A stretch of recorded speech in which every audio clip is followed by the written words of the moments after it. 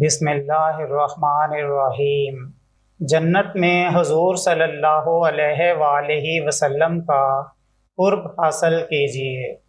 سہل رضی اللہ تعالیٰ عنہ نے بیان کیا کہ رسول اللہ صلی اللہ علیہ وآلہ وسلم نے فرمایا، میں اور اپنے یا پرائے یتیم کی کفالت کرنے والا آدمی جنت میں اس طرح قریب قریب ہوں گے، اور آپ صلی اللہ علیہ وآلہ وسلم نے اپنی انگشت شہادت اور بیچ والی انگلی سے اشارہ کر کے بتلایا اور ان کے درمیان تھوڑی سی کشادگی رکھی۔